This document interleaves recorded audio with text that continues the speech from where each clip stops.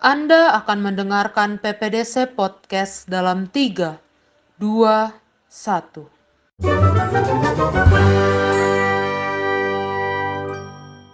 Halo guys, welcome to PPDC Podcast. Balik lagi bareng gue Niko dan Gue Lia. kalau sebelumnya kita mengulas tentang apa sih itu PPDC, siapa aja di balik layar PPDC. Kali ini kita bakal bahas tentang debatnya itu sendiri. Seru banget nggak sih Lia?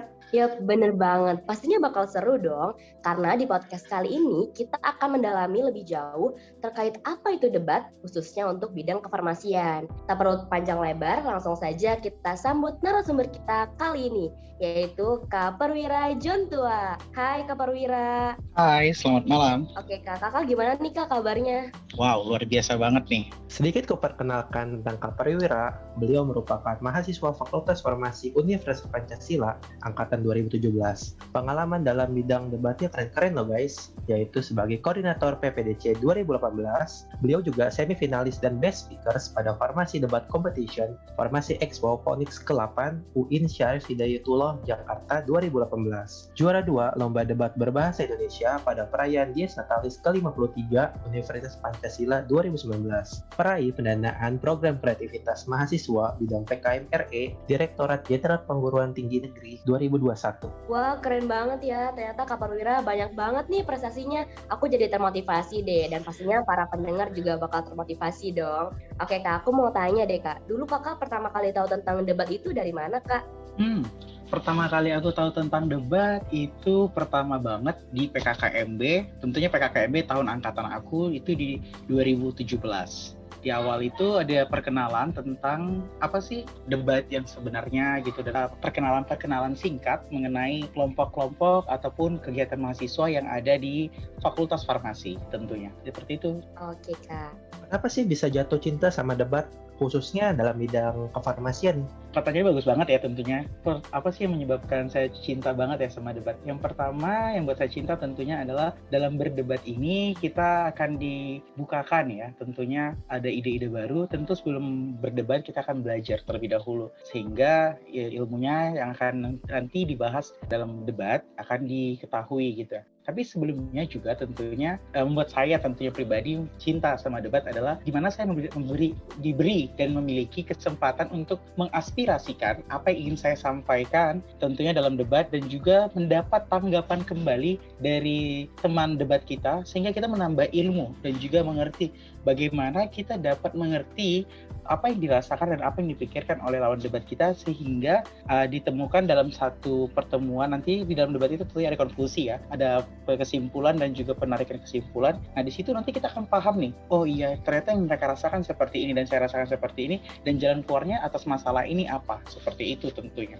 Oke, Kak, mungkin teman-teman yang mendengarkan nih masih sedikit bingung ya, Kak. Mungkin Kakak boleh tolong dijelaskan ke kita, Kak, sebenarnya apa sih pengertian dari debat itu, Kak? Oke, pengertian dari debat itu sebenarnya secara luas adalah di mana ada sekelompok orang yang membicarakan tentang suatu isu atau pokok permasalahan yang dibahas, di mana akan diberikan argumentasi dari kedua belah pihak yang saling memberikan pendapat dan juga saling memberikan argumentasinya tersebut. Nah, di argumentasi tadi akan dinilai oleh juri tentunya ya. Nah, di mana juga argumentasi ini harus memberikan solusi terbaik atas masalah yang sedang diperdebatkan. Jadi debat itu adalah untuk mencapai suatu penyelesaian masalah atas masalah yang dibahas, seperti itu. Oh, seperti itu ya Kak ya. Berarti ketika kita melakukan suatu debat itu kita bisa mengasah kayak soft skill critical thinking and problem solving. Benar nggak sih Kak? Benar banget dong, tentunya dengan adanya dalam berdebat ini kita juga semakin digerakkan ya, gitu, kurang lebih semakin digerakkan perasaannya atau juga semakin dibuka mindsetnya, dan juga semakin banyak nih dapat ilmunya, karena kan ada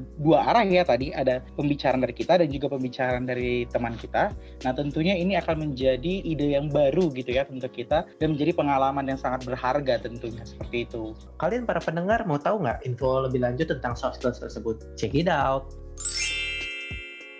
Did you know? Berpikir kritis menurut Michael Scriven dan Richard Paul pada tahun 1987 adalah ilmu intelektual yang secara aktif menunjukkan keterampilan konteksi, menerapkan, menganalisa, sintesasi, dan atau mengevaluasi informasi yang dikumpulkan dari pengalaman, refleksi, argumen, atau komunikasi sebagai petunjuk keyakinan dan tindakan. Contohnya didasarkan pada nilai intelektual universal yang melampaui divisi subjek kejernihan, akurasi, ketepatan, konsistensi, relevansi, bukti yang kuat, alasan yang baik, kedalaman yang luas, dan keadilan. Sedangkan problem solving menurut para ahli diantaranya ada Purwanto pada tahun 1999, yakni suatu proses menghadapi situasi baru dengan menggunakan strategi, cara atau teknik tertentu. Tujuannya agar keadaan tersebut dapat dilalui sesuai dengan keinginan yang ditetapkan. Sedangkan menurut Gulo pada tahun 2002, problem solving adalah metode yang mengajarkan penyelesaian masalah dengan memberikan penekanan pada terselesaikannya suatu masalah secara menalar. Oke Kak, selanjutnya aku kan dari research tim kita ini, kita nemuin ada 5 tipe debat Kak. Ada format World School, British, American, Australian, dan Asian Parliamentary. Nah, dari kelima jenis debat ini, mana sih Kak yang sering digunakan? Tentu karena kita tinggal di Asia ya, tadi benar banget sebelumnya ada 5 jenis debat yang mungkin dunia yang ngakuin gitu, atau dunia yang mungkin sering gunakan. Nah, yang tentunya karena kita tinggal di Asia dan apalagi di Asia Tenggara, tentu kita menggunakan Asia Parliamentary, di mana Asia Parliamentary ini tadinya itu adalah ada 3 on 3 atau juga di beberapa kesempatan akan berbentuk parliamentary sebenarnya kayak gitu. Tapi lebih sering, lebih afdol gitu ya, lebih terkenalnya itu adalah 3 lawan 3 dalam satu tim. Jadi dalam satu tim ada 3 orang berdebat dan memberikan argumentasi. Nah, seperti itu kurang lebih. Ada juri dan juga ada timekeeper dan ada yang akan memberikan pembaca mosi atau seperti moderator, seperti itu. Dalam debat kan ada tim pro dan tim kontra tuh Kak. Gimana sih cara ngatasin kalau pendapatan yang berlawanan sama opini kita? Misalnya kita pro, tapi dapatnya kontra yang tidak menguntungkan untuk kita khususnya sih. Oke, ya benar sekali. Namanya dalam debat tentu ada pro dan kontra. Ya makanya tadi ada 2 tim ya yang tadi saya sebutkan maksudnya. Di mana di dalam 2 tim ini tadi kan ada pro dan kontra. Terus nih nanti ada juri yang akan menilai kan tadi saya katakan. Terus ternyata mereka sangat asik nih ya, asik banget nih berdebat. Oh ini argumen saya nih dikata tim pro dan argumen saya kata tim kontra. Nah nantinya akan ada yang namanya di sesi konklusi yang saya katakan tadi kesimpulan, di mana kesimpulan ini harus berdasarkan data, fakta dan juga meyakinkan juri sehingga tidak ada yang namanya perdebatan yang berkelanjutan. Contoh di mana dalam sistem debat Asia Parliamentary ini tadi yang saya akan memperjelaskan tentunya di Asia Parliamentary ya yang tadi sering banget kita lakukan mungkin di Indonesia ataupun di Asia Tenggara ini adalah di mana pembicara pertama akan diberikan waktu lalu akan ditanggapi kembali oleh pembicara kedua pembicara pertama maksud saya dari tim kontra nanti pembicara kedua dari tim pro, pembicara kedua dari tim kontra, pembicara ketiga dari tim pro, pembicara ketiga dari tim kontra, lalu konklusi ataupun kesimpulan daripada permasalahan itu. Jadi saya rasa tidak akan ada perdebatan yang sangat berkepanjangan. Yang ada adalah bagaimana menyampaikan argumentasi sebaik-baiknya, seperti itu. Oke Kak, apa aja sih Kak bedanya debat kefarmasian sama debat-debat yang lain? Atau boleh dijelaskan ke pendengar tentang debat kefarmasian itu sendiri? Oke, thank you ya untuk pertanyaannya luar biasa banget nih, pertanyaan bagus banget menurut saya gitu ya. Yang menjadi pembeda daripada perdebatan di farmasi antara debat farmasi adalah di mana debat farmasi ini memang harus mencakup lingkup farmasi, dibantu dan didorong ataupun dilengkapi dengan undang-undang ataupun lingkungan sosial di sekitar farmasi. Nah, apa yang menjadi bedanya tentunya sangat menjadi signifikan ketika nanti kita lanjut dalam debatnya. Nah, makanya itu sebelum saya menjelaskan adalah izinkan saya juga untuk mengajak gitu teman-teman, karena tentunya debat ini akan menjadi suatu hal yang luar biasa kalau kita langsung praktekkan. Tapi izinkan saya juga menjelaskan perbedaannya adalah kalau debat pada umumnya itu adalah bagaimana mereka menyampaikan hanya tentang lingkup sosial, tidak menyinggung kepada keilmuan kefarmasian. Di mana kalau di debat kefarmasian lebih kurang harus menyinggung 40% minimal daripada info yang di dalamnya harus mencakup tentang kefarmasian. Dibanding dibanding gitu ya, dibanding dengan yang lain. Kalau yang lain kan mungkin debatnya itu tentang yang biasa-biasa aja gitu loh. Tapi kalau debat kefarmasian, kita gimana sih, apa sih yang terjadi, dan 5W 1H yang dipakai itu adalah apa, siapa, di mana, dan bagaimana. Itu betul-betul harus dibahas di farmasi dan menyinggung lingkup farmasi dan menjadi jawaban yang tepat atas pertanyaan itu, yaitu adalah dengan jawaban-jawaban yang dipelajari tentunya dalam kefarmasian dan membantu menyelesaikan permasalahan tersebut secara bidang ilmu farmasi. Seperti itu kira-kira. Wah, keren banget tuh berarti kayak. Actually, kita sebagai mahasiswa farmasi perlu nggak nih sebenarnya melakukan atau mengikuti suatu debat? Manfaat apa aja sih yang bisa kita dapat kalau misalkan kita mengikuti debat, khususnya dalam debat kefarmasian ini? Benar nih kok, pertanyaan yang luar biasa banget ya tentunya juga ini. Apa sih yang didapatkan? Ya, tadi sebelumnya saya juga mengajak teman-teman untuk ikut. Mengapa? Karena saya sendiri sudah menikmati gitu ya. Apa sih yang saya dapatkan di debat ini? Yang pertama adalah kemampuan berbicara semakin membaik. Yang pertama itu, bukan berarti kita semua nggak bisa bicara ya, tapi maksudnya kemampuan kita berbicara semakin baik, tertata dengan rapi, dan semakin penuh dengan sebagai seorang yang sangat terpelajar gitu dalam berbicara. Mengapa saya katakan demikian? Karena dalam debat itu ada rules, ada aturan yang harus kita ikutin. Nah, demikian juga sebenarnya dalam lingkungan hidup kita atau dalam sosial kita sebenarnya ada rules-nya. Yaitu tentu menghormati orang tua yang lebih tua daripada kita, dan saat berbicara dengan teman tentu itu berbeda-beda. Nah, di dalam debat ini pun akan ada nilai lebih. Yang pertama, itu meningkatkan soft skill kita.